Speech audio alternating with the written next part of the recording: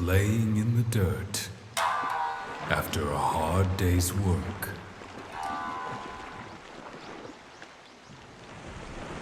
A grumpy old beast rises from the murk.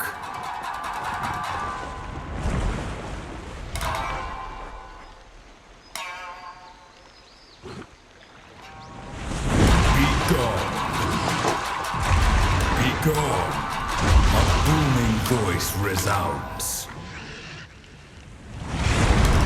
None shall ever enter this creature's holy grounds.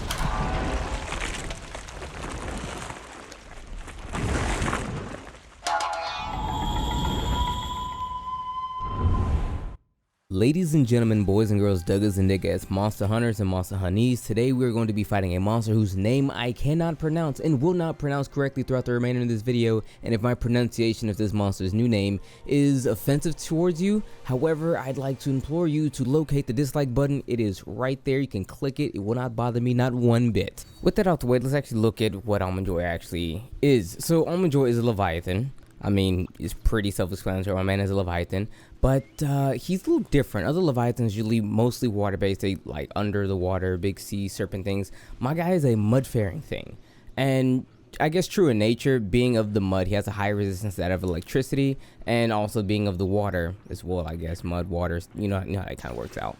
He's quite resilient to that of water as well. His weakness, however, is actually fire followed by ice. So if you're actually going to want to do the big number, and you're going to kind of want to do it because I mean he himself will do the big number to you, bring some fire. I recommend fire over ice, even though like the differences are very small, but every little bit helps, especially when you have a monster like him who has an amazing like plethora of abilities, all stemming from the mud that he can conjure, and also his gold, I think it's called gold mud. Anyway, the gold mud is actually quite interesting. It's like mud that hurts you. Think of it as like lava. I'm literally thinking of it as lava. Like if you're in it, your mobility is hindered and you take damage from it. He does this whenever he's enraged. You'll know it because the mud that he usually slings all over the place is actually like golden colored now. It's like streaks of gold within it. That stuff is scary. Watch out for it. It's pretty robust. Now, if you want to do the big number, like I said before, you want to actually hit him in either his head or his tail. His tail or his tail tip. Now, the tail tip is I think the single most damaging area on his body.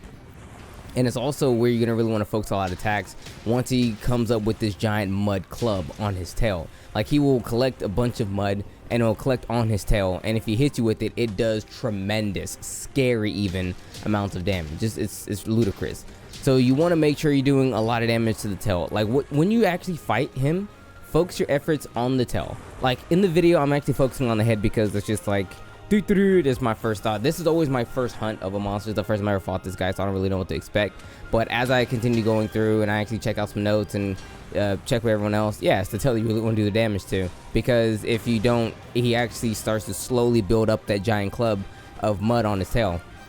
If you can hinder that, if you can break it, it'll make it to where it's not as easy and you can actually get rid of it a lot quicker. Granted though, a quick use of like a flash bomb or something like that, and I don't think a knockdown will actually do it.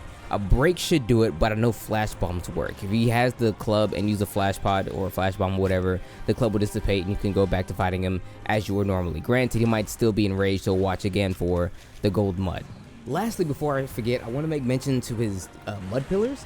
Those things are actually really cool. So when he actually conjures these, I personally, and honestly, I don't necessarily know full on. He will do them a few times throughout a match. I'd like to think maybe it's when he's first starting to become enraged, because whenever he gets enraged, we spoke about how we actually start summoning the gold mud. But I guess given the situation, I guess also the location of him in correlation to you, he'll actually summon the mud pillars. Nevertheless, the mud pillars, what their main purpose are, is to block you, the hunter, from getting to him. What he does once he actually has the pillars up, he'll start shooting mud through the sky and then landing like on you. So it's almost like he's trying to snipe you from above.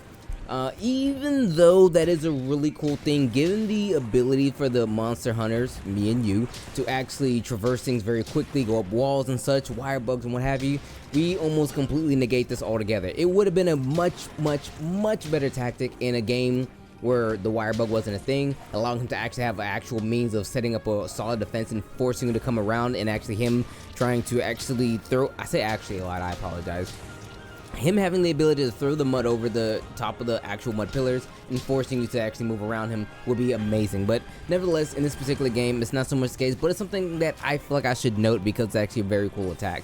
It is used in part to cut off mobility from you, the player, but it can also backfire against him because it leaves him quite vulnerable, because if you can get over that a lot quickly, he's stuck trying to do this throw the mud over the top animation. It's actually like a pretty long animation. So just something to note.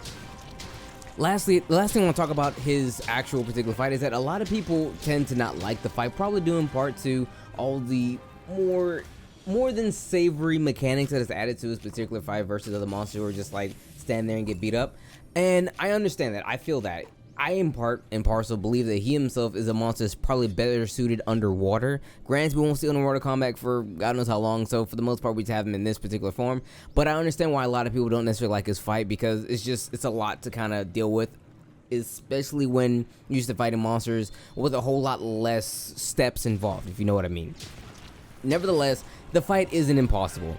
He is quite annoying to fight because of all the things I've probably said before. And he has some relatively armored bits on his body, making contact on this monster pretty hard to actually come, in part to do the big number. But nevertheless, through persistence, we'll find a way. We spoke briefly about how the tail tip, and the head is the main weak points. These parts of his body are almost always available for you to hit. If not, the chest is always available for you to hit. It doesn't do the most damage, it doesn't do a whole lot of damage, but it's a reliable source of damage if you just can't get to the head and so on. Nevertheless, that's pretty much all there really is to know about fighting Almudron. There is more to him, obviously, but here what I do is I try to, if anything, let you guys figure things out as you go. I don't want to tell you all the tricks and secrets, because those videos would be a lot longer than I actually want them to be, and I kind of want to get you guys in a step in the right direction versus holding your hand throughout. Nevertheless, let's look at that gear though. So here we are looking at the armor. Now, Almudron's armor is actually incredibly cool to look at, but there's some parts that leave a lot to be desired. Most of the arms, not a lot of people like the way the arms look. Nevertheless, the armor itself, the skills it gives, in the low rank form, we're looking at Rapid Morph 2, Razor Sharp 2, Evade Window 1, and Power Prolonger. And in high rank, we're looking at the same exact suite of skills, just a point or two more in certain cases. For Rapid Morph from Razor Sharp, you're maxed out. I think Evade Window went up 2 points, and Power Prolonger went up 1 point as well. But let's talk briefly about Rapid Morph. That's something I kind of feel like we should actually look into. So Rapid Morph, what it does is increases switch speed and power for switch axes and charge blades. See, this kind of skill right here completely locks this armor set to those weapons, and that's a thing I really hate in Rise. A lot of weapons do that. Armors do that. You will make an armor and it's explicitly for this one type of weapon or this one weapon in general. That's another topic for another video, but nevertheless, if you're going to be using this particular armor set, you're probably more advantageous using switch axes or charge blades. But you can kind of get away with Power Prolonger. There's certain other weapons you can use for Power Prolonger, like Intake Blades, switch axes, dual blades, charge blades, all those things that have modes that have a meter that depletes slowly afterwards. Power Prolonger would help you actually maintain that a lot better. Nevertheless, so with that said, let's take rather a look at the weapons. So the weapons that this guy has a couple of them, and like I said before, if you're gonna use this armor, you should probably use switch axes and charge blades and such. So for the most part, let's take a look at the switch axe first. Where is it? The switch axe itself, well, most of his weapons, I should really note for you guys, is that the attack isn't the greatest. It's passable, but the mainstay for his weapons is an element. He has an insane amount of element, and this goes for all weapons across all boards. The lowest amount of element he has on a weapon is dual blades, but that's dual blades because dual blades hits 1,000 times per second, so you don't need that much element because you're still gonna get that much element onto the monster. Nevertheless, most weapons are gonna run with 40 or so. Take note of that. Its sharpness is pretty decent as well. That blue you're seeing right there is pretty, like, you can transfer that same amount of blue to basically all the weapons it actually has. So all the other ones have a similar amount of blue. The element is relatively mainstayed as well. The attack, it kind of sits between 180, 190-ish. So that's his weapons. Would I recommend them? I mean, yeah, they have their uses, and sometimes you really want to lay down an element, and maybe the sharpness is actually satisfactory to you, but it does have slots, so that's another point to it as well. As far as water weapons go, you have a few to kind of dance around with. You have Mizutsune, you have Almudron, you have Royal Ludroth. I'm sure there's another one out there somewhere, but it's a pretty solid choice. I'd recommend it, I suppose. Okay, so wrapping up here. So Almond Joy is a very interesting monster. It is a Leviathan. It's a Leviathan that makes its home in the muddy areas. So you'll find it in the Shrine Rooms, the Flooded Forest, and I think that's it. No. Sandy Plains. Find him in Sandy Plains as well. But he makes his home in the mud. But being a Leviathan, he's long body boy. So a lot of people, they tend to find him quite annoying because he's a slithery kind of feller, and he actually can move around the area very frequently and nimbly and all that good stuff. Has lots of evasive tactics. Outside of that, the biggest thing to really note about him is that he has that giant mud ball at the end of his tail. Actually, just the mud itself from him is a huge annoyance to a lot of people. A lot of people do not like fighting this monster. I have no problem with it, but the mud for a lot of people, the way the fight is worked in his favor makes it difficult for people to fully understand, or to fully like enjoy the fight. A lot of his tails, not his actual tail, but the things you see to know, oh, he's gonna do an attack, they're kind of hard to spot, and they kind of linger a bit, so you're like, is that an attack? Is that not an attack? Or where's that attack coming from? That kind of thing. He is very good at that. A lot of people don't like it. I'm saying this a lot because I really want you to note that if you're finding frustration fighting this guy, you're not alone in this regard.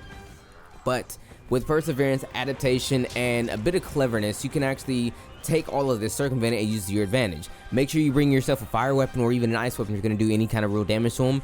And if you're really going to try your best to make sure that mud ball at the end of his tail doesn't do any damage to you, you might want to go for some breaks, or either just use a flash bomb.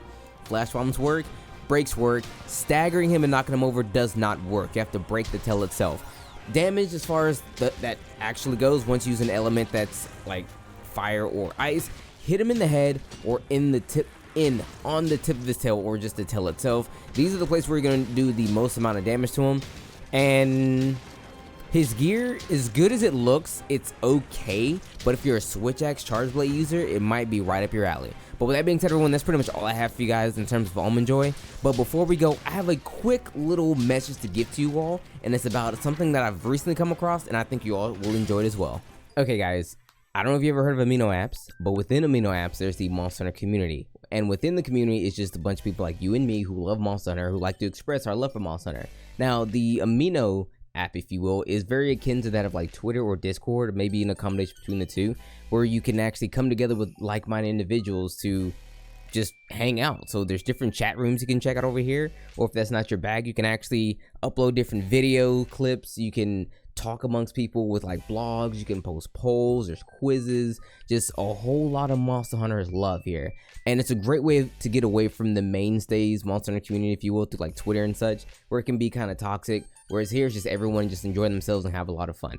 I myself am going to be a part of this for quite some time. It seems to be the more applicable place for my kind of taste, so I'm going to be hanging out here for a while, and if you'd like to come through and check me out, feel free to do so. I'll put a link to the description rather, for the invitation to actually come directly to this community from the Amino App Store. It's available rather on iOS, the Play Store, that's for Android users, and it's even on your computer desktop, which is how I'm navigating it here, but I do have it on my phone as well. But with that said, everyone, thanks so much for coming and watching the video. It's been your boy Dak908, aka the Dig Dug himself. Almond Joy is a fun monster. A lot of people hate him. I love him to death. His armor sucks. Take care.